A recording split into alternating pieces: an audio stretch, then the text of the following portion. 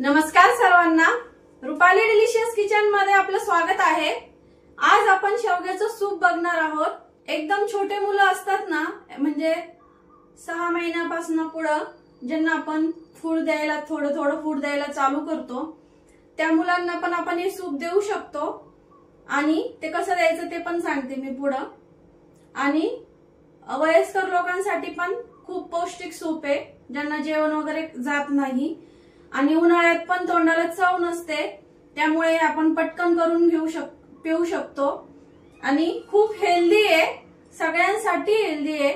छोट्यापासून वयस्कर लोकांपर्यंत तुम्ही हे सगळे सूप घेऊ शकता। चला तर मग रेसिपीकडे वळूया आणि साहित्य बघूया। इथं अर्धा किलो शेवगा घेतलाय मी, 1 टोमॅटो, 1 मीडियम साईजचा कांदा, फोडणीसाठी कढीपत्ता, फोडणीसाठी लसूण आणि अर्धा इंच आलं। आलं एवढं घेणार नाहीये मी, किसून घेणार आहे। कोथिंबीर, फोडणीसाठी मोहरी, जिरं। सुक्या मसाल्यांमध्ये हा आमचा घरगुती लाल मसाला, हळद, धना पावडर, मीठ आणि दालचिनीचे छोटे छोटे तुकडे घेतलेत 2-3, 2 लवंग घेतले, काळे मिरे घेतले आणि हिंग। आता आपल्याला स्टार्टिंगला आधी शेंगा शिजायला टाकायच्या आहेत। शेंगा कुकर मध्ये टाकून घेतल्या मी। आता पूर्ण साल काढले तरी चालतात शिजायला टाकताना सूप साठी। आणि 1.5 ग्लास पाणी टाकले, खूप जास्त पाणी टाकायचं नाहीये। आता आपण जे खडे मसाले घेतले ते पण टाकून घ्यायचे आत्ताच। चवीपुरतं मीठ, कांदा टोमॅटो पण कट करून घेतला इथं, तो पण याच्यामध्येच टाकून घ्यायचा आहे। आणि आता आपल्याला शेंगा पूर्ण मऊ होईपर्यंत शिजवायच्या आहे। आपण भाजीला शिजवतो त्यापेक्षा थोड्या जास्त शिजवून घ्यायच्या आहेत शेंगा। कुकरच्या मी 5 ते 6 शिट्ट्या करून घेतल्या आहे, बघू शकता। खूप सुंदर सगळे शेंगा वगैरे सगळे छान शिजले आहे। आता मी इथं पुरणाची चाळणी असते ना, त्यामध्ये या शेंगा आणि सगळं टोमॅटो वगैरे सगळं काढून घेणार आहे। आता सर्व शेंगा मी आता काढून घेतले।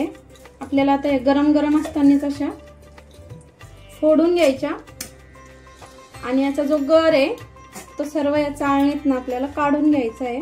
हे बघा, याप्रमाणे सगळं असं मी आता शेवग्याचा जो गर होता तो पूर्णच्या चाळणीतून असा पूर्ण खाली करून काढून घेतलाय आणि थोडं थोडं पाणी करून मी असं धुवून घेतलंय चाळणीवरतीच।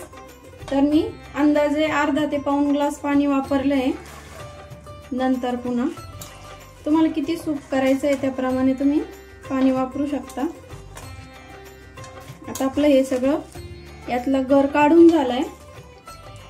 आता चाळणी बाजूला ठेवून देते मी आणि याला आता आपण फोडणी देऊन घेऊया। कढई गरम करायला ठेवली आहे। आता आपण कढईमध्ये 2 चमचे, तुम्ही ऑइल फ्री करू शकता, 2 चमचे साजूक तूप टाकून घेतलंय। तूप गरम झालं, तुपामध्येच करा, खूप छान लागते याची टेस्ट तुपामध्ये। आणि छोट्या मुलांना करणार असाल तर यामध्ये लसूण आणि घरचा जो घरगुती मी मसाला वापरणार आहे तो मसाला स्किप करा, म्हणजे तुम्ही एकदम छोट्या मुलांना पण देऊ शकता। तूप गरम झालंय, मोहरी टाकून घेऊ। मोहरी छान तडतडली की जिरं टाकून घ्यायचंय। जिरं पण छान फुलू द्यायचंय आणि ठेचलेला लसूण थोडासा लाल रंगावरती येऊ द्यायचा आहे। आता मोहरी आणि जिरं छान तडतडलंय, इथं कढीपत्ता टाकून घेणार आहे। आलं एकदम अर्धा इंचाला पण कमी घ्यायचंय आपल्याला, किसून घेतलंय ते। हे छान फ्राय झालं की सुक्या मसाल्यांमध्ये घरगुती मसाला पाव चमचा, हळद पाव चमचालाही कमी टाकायची आहे, धना पावडर पाव चमचा आणि थोडीशी बारीक चिरून घेतलेली कोथिंबीर टाकून घ्यायची। आता हे छान परतून घ्यायचं। तुम्ही अख्खी सुकी लाल मिरची पण टाकू शकता। आता हे आपण हे सूप तयार करून घेतलेलं आहे, हे टाकून घेते मी। आता हे आपल्याला छान उकळून घ्यायचं आहे 5 मिनिटासाठी फुल गॅसवरती। आणि इथं चाकून बघायचं, मीठ कमी अधिक होऊ शकतं आधी टाकल्यामुळे, तर तुम्ही चाकून बघा तुमचं सूप आळणी वगैरे झालंय का काय। सूप आता आपलं 5 मिनिटं उकळलंय, बघू शकता किती छान दिसतंय आणि एकदम हेल्दी आहे, मस्त घट्टसर तयार झालंय। आता सगळ्यात शेवटी मस्त कोथिंबीर। आता गॅस बंद करते। 5 मिनिटं छान उकळून घेतले, खूप जास्त उकळायचं नाहीये। आता सर्व करते। शेवग्याच्या सूपची रेसिपी तुम्हाला कशी वाटली कमेंट मध्ये नक्की सांगा।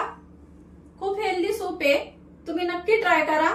रेसिपी आवडली असेल तर लाईक शेअर सबस्क्राईब करायला विसरू नका आणि रेसिपी नक्की ट्राय करा, कारण घरचं जेवण हे खरंच स्वादिष्ट असतं। अशाच नवीन छान छान पौष्टिक हेल्दी अशा रेसिपी सोबत पुन्हा भेटूया। तोपर्यंत बाय बाय।